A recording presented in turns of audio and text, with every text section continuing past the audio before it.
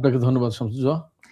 প্রথমে যেটি আমি বলছিলাম সেটি প্রশ্ন যে মাত্র কয়েক মাস আগে আমরা দেখলাম, এখন থেকে প্রায় ৮ মাস আগে গত জুন মাসে। জি ১২ দিন ধরে ইরানে একটা হামলা চালালো ইসরায়েল। সেই সময় আমরা দেখেছি অনেক সিনিয়র সামরিক বেসামরিক নেতাকে হত্যা করা হয়েছে। কিন্তু এবারে সরাসরি আলী খামেনিকে হত্যা করতে সমর্থ হওয়া, এটি আমার মনে হয় যে সমস্ত সমীকরণকে পাল্টে দিয়েছে। আমার প্রশ্ন হচ্ছে ইরান যুদ্ধের বা মধ্যপ্রাচ্যের যে সংঘাত সেটির ভাগ্য নির্ধারণ করে দিল এই মৃত্যুই কিনা? না, আচ্ছা। এই মৃত্যু ভাগ্য নির্ধারণ করে দিলে আমি সরাসরি জি। জবাবে চলে হ্যাঁ, গেলাম। জি। দর্শকদেরকে ধন্যবাদ। হ্যাঁ। এটা যদি নির্ধারণ করে দেয় ভাগ্য, তাহলে যুদ্ধ বন্ধ হয়ে যেতে হয় এবং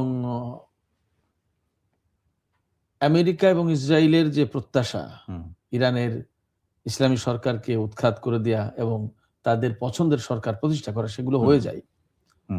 তাহলে এবং এইভাবেই ভাগ্য নির্ধারিত হওয়ার কথা।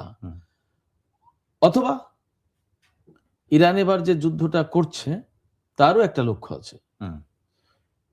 ইরান কিন্তু পরিষ্কার করে বলেছে যে এবার যদি একটা গুলি ছোড়া হয় তাহলে সর্বাত্মক যুদ্ধ হবে, আঞ্চলিক যুদ্ধ হবে, এবং এই যুদ্ধ হয়তো ওরা শুরু করবে, শেষ আমরা করব ২-৩ দিন পরেই যে সিজফায়ার করা হবে, এটা আর হবে না।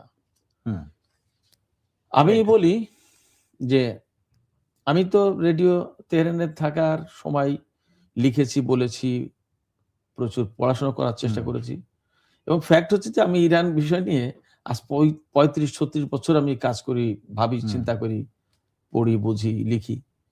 তো এতদিনের যে আমার একটা পর্যবেক্ষণ, বলতে পারেন যে নিবিড় একটা পর্যবেক্ষণ, সেই পর্যবেক্ষণের ফিনিশিংটা এইরকম যে ইসরায়েল, আমেরিকা এবং ইরান, এই ৩ শক্তির ভেতরে একটা চূড়ান্ত হিসাব নিকাশ হবে এবারে না, একটা হওয়ার কথা। সেই হওয়ার কথা হিসেবে সেই চূড়ান্ত হিসাব নিকাশের মেবি এইবারই হয়তো সেটা হতে যাচ্ছে আমার কাছে মনে হয়। এবং ইরানের সর্বোচ্চ নেতাকে হত্যা করা হয়েছে। আপনি যেমনটি বললেন যে সমস্ত সমীকরণ বদলে গেছে, ছাড়িয়ে গেছে, পাল্টে গেছে, সেক্ষেত্রে এই সমীকরণ মানে সর্বোচ্চ নেতাকে হত্যা করা মানেই অনেকগুলো ঘটনা। ইরানের কার্যত প্রধানকে হত্যা করলো। যদিও সরকারের প্রধান প্রেসিডেন্ট আছে, কিন্তু সর্বোচ্চ নেতা তো সবার প্রধান। সেক্ষেত্রে তিনি রাষ্ট্রের প্রধানকে হত্যা করা হয়েছে, এবং একেবারে সন্ত্রাসী কায়দায়। এটা তো রাষ্ট্রপ্রধানকে হত্যা করা, এটা তো সাধারণ কোনো ঘটনা না। একেবারে নিশ্চয়ই ইরান এইরকম একটা জায়গা থেকে আমি যে কতটুকু বলে শেষ করতে চাই, যখন এইরকম একটা ঘটনা ঘটছে, এর মানে দাঁড়াচ্ছে ইরানের পেছনে আর জায়গা নেই পিছানোর। এখন তাকে একটা কিছু করতেই হবে। সেই একটা কিছু করার মানেই দাঁড়াচ্ছে যে ইরান এবং আমেরিকা এবং ইসরায়েলের সাথে ইরানের চূড়ান্ত বোঝাপড়া এইবারই হবে। নিশ্চয়ই, কারণ সরকার প্রধান এবং দেশের শীর্ষ নেতা তাকে যখন হত্যা করা হয় এবং তার নিজ কার্যালয়ে হত্যা করা হয়, এখন পর্যন্ত যে তথ্য পাওয়া গেছে, সেইটি হচ্ছে সর্বোচ্চ একটা সিম্পটম, একটা মানে চিহ্ন বলা যায়। এখন আমার প্রশ্ন হচ্ছে পরবর্তী নেতা কে হতে পারে, যখন এইরকম তিনি তার জীবনের দীর্ঘ সময়ের প্রায় অর্ধেকটা সময় এই ইরানের সর্বোচ্চ নেতার পদে থেকে দায়িত্ব পালন করে আসছেন। এখন প্রশ্ন হচ্ছে তার ছেলের কথা শোনা যাচ্ছে, মোজতবা খামেনি, এছাড়াও লারিজানি, যিনি ক্ষমতার কেন্দ্রে উঠে আসছেন এই মুহূর্তে, সিদ্ধান্ত গ্রহণের অনেকগুলো গুরুত্বপূর্ণ জায়গায় তিনি আছেন, এছাড়াও আরো অনেকের নাম উঠে আসছে। তা আপনি যেভাবে জানেন তাদের যে একটা কাঠামো, সেই কাঠামোর ভেতর থেকে আসলে কি প্রক্রিয়ায় পরবর্তী নেতা নির্ধারণ হতে পারে বা হয়? যে প্রক্রিয়ায় নেতা নির্ধারিত হবে সেটা হচ্ছে যে ওখানে অভিভাবক পরিষদ আছে, বিশেষজ্ঞ পরিষদ আছে, এবং জাতীয় নিরাপত্তা পরিষদ আছে, এবং প্রেসিডেন্টের একটা কনসার্ন থাকে মনে হয়। তো সাংবিধানিক একটা সিস্টেম আছে, এবং ওই সাংবিধানিক সিস্টেমটাই ফলো করে সর্বোচ্চ নেতার পদে নতুন কাউকে দায়িত্ব দেওয়া হবে, এবং এই নিয়ে জটিলতার কোনো কিছু হবে না সেখানে। এটা মোটামুটি আমি নিশ্চিত বলতে পারি। আর অর্থাৎ সাংবিধানিক কোনো জটিলতা এখানে তৈরি হবে না, রাজনৈতিক কোনো জটিলতা তৈরি হওয়ার কোনো কারণ নেই। এটা সেটেলড ইস্যু। এখন কে হবেন পরবর্তী নেতা, সেটা একটা প্রশ্ন। মোজতবা খামেনির কথা অনেকবারই উচ্চারণ হয়, কথা আসে যে তিনি পরবর্তী নেতা, এবং আমি যতদূর যা বুঝি জানি যে এই প্রচারণাটা অনেকটা পশ্চিমা গণমাধ্যমের। আচ্ছা। তো সেক্ষেত্রে মানে অনেকে এইভাবে দেখাতে চেয়েছেন যে তিনি তো এত বছর থাকলেন, পরবর্তীতে তার ছেলেকে উত্তরাধিকার করে দিয়ে যেতে চান, তার মানে খানিকটা রাজতান্ত্রিক একটা ধারার সাথে উনার জীবনটাকে মিলিয়ে দেওয়ার চেষ্টা করে এই অ্যাঙ্গেল থেকেই পশ্চিমা গণমাধ্যম সম্ভবত এই বিষয়টা তুলে ধরে।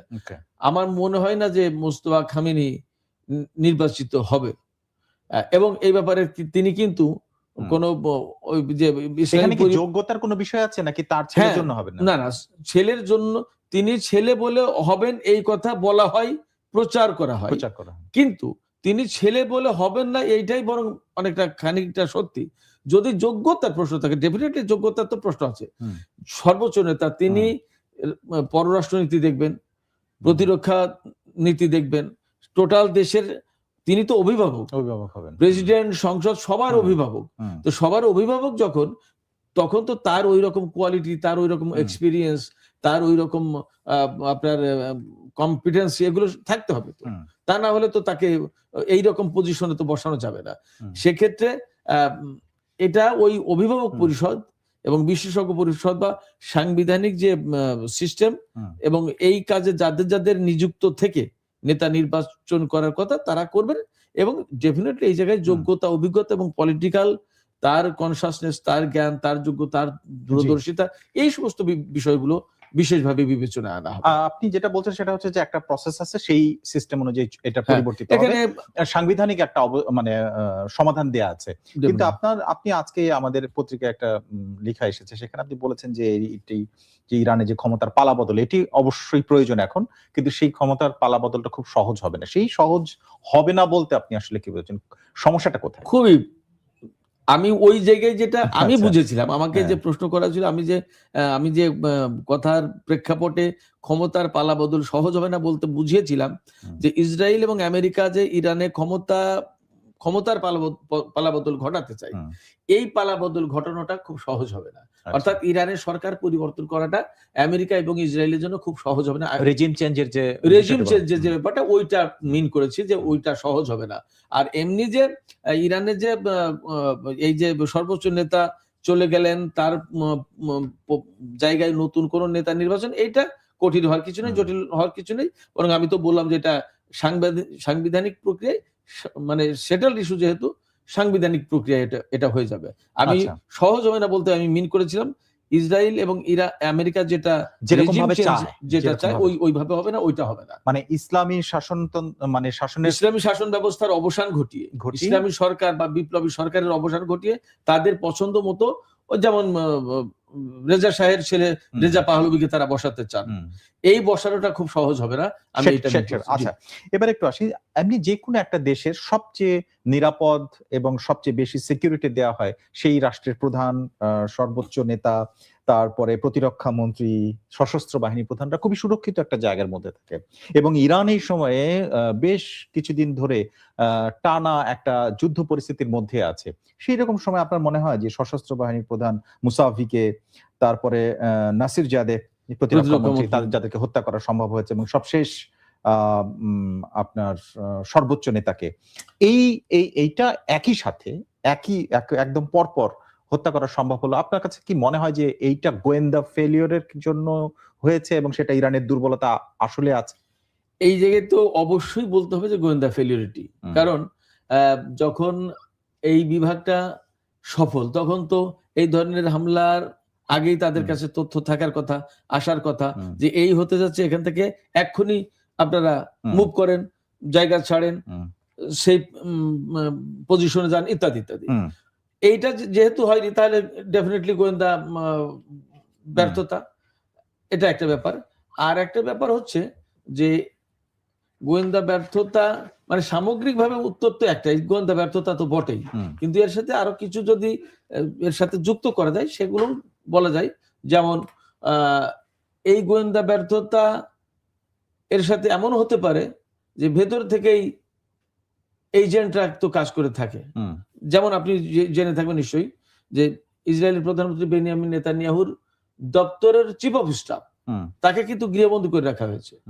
আই থিঙ্ক কারণ হচ্ছে কি, যে তার বিরুদ্ধে অভিযোগ যে 2023 সালের 7 অক্টোবর যে হামাস ইসরায়েলে অভিযান চালালো। অভিযানটা এই অভিযানের পরে বা আগে পরের সময়টাই সে হামাসকে বা ইরানকে তথ্য দিয়ে সহযোগিতা করেছে। এখন কথা হলো কি, সেইটা হচ্ছে যে ইসরায়েলে তাহলে সেটা একটা সক্ষমতা যে তাদের নিজেদের মধ্যেও কেউ যদি বিট্রেয়ার থাকে তাকে খুঁজে বের করে ফেলা, হ্যাঁ, এবং তাকে অ্যারেস্ট করেছে, Definitely. তাই না? কিন্তু ইরান সেই জায়গাটায়, আমি প্রশ্নটা এই জন্য করছি, মাত্র কয়েক মাস আগেও একই ধরনের ঘটনা ঘটেছে এবং সেখানে প্রায় 10 জনের বেশি সামরিক কর্মকর্তাকে এবং উচ্চ পদস্থ তারা একদম তাদেরকে top level এ। টপ লেভেলের হত্যা করা হলো। সেটিও সম্ভব হলো, এবারেও প্রথম সম্ভব হলো। অবস্থায় সম্ভব হলো। মানে এখানে ডেফিনেটলি ব্যর্থতাটার মাত্রা নাকি বেশি। সিআইএ এবং মোসাদের কাছে আসলে টিকতে পারাটা কঠিন? আমি সবই বলবো। ব্যর্থতার মাত্রাটা তাদের সামনে টিকতে পারার কঠিন মানেই তো ব্যর্থতা। রাইট। আপনি সমীকরণ করলে তো তাই আসবে। তাই আসে। যে সেক্ষেত্রে ব্যর্থতার মাত্রাটাই বেশি বলবো, এবং এই জায়গায় যদি স্যাবোটাজ হয়ে থাকে বা এজেন্ট হিসেবে কেউ কাজ করে থাকে, করতেই পারে, নট ইম্পসিবল। সব ধরনের সম্ভাবনা বা আশঙ্কাই মনে হয় ইরান বিবেচনায় রাখবে। এবং আমি আপনাকে এটাও বলি যে ইসরায়েল যেমন তাদের চিফ অফ স্টাফকে ডিস্টিংগুইশ করতে পেরেছে যে হি ইজ দ্য এজেন্ট, কেমন ইরানও এরকম বহু এজেন্টকে ডিস্টিংগুইশ করেছে, আটক করেছে এবং তাদেরকে বিচারের আওতায় এনেছে। এবং ফ্যাক্ট হচ্ছে এখানে একটা মজার তথ্য বলি যে এদেরকে যখন বিচারের আওতায় আনতে যায় তখন ইসরায়েল এবং আমেরিকা বলে যে একটা লোককেও ফাঁসি দিতে পারবো না, ফাঁসি দিলে কিন্তু যুদ্ধ করব। তার মানে তাদের এজেন্ট সেট করা, তাদের এজেন্টদেরকে বিচার করতে গেলে, ইরান বিচার করতে গেলে তাদের বিচার করতে দেয় না। কতটা অধীনস্থ কান্ট্রি, কতটা অধীনস্থ গভর্নমেন্ট চাই ইসরায়েল এবং আমেরিকা। ওকে, এবার একটু আসি এভাবে যে আপনি যেটা এর মধ্যে বলেছেন যে যুক্তরাষ্ট্র প্রথমত ইসলামী শাসন অবসান চায়, যেটা খুব একটা কঠিন হবে না আপনার মন্তব্য। তো আমার প্রশ্ন হচ্ছে যে পর পর একের পর এক যুদ্ধ করছে এবং একের পর এক হামলা করছে, অনেকটা ঘোষণা দিয়ে অনেকটা বোঝা যাচ্ছে যে ইরান এখন তোপের মুখে। এটা এই মরিয়াটা তাহলে কেন? শুধুই রিজিম চেঞ্জ নাকি এর বাইরে আর কি আছে? মানে অনেক কিছু, সেই জিনিস অনেক কিছু। আমি অনুরোধ করব আপনি আমাকে সময় দেন। প্লিজ বলেন।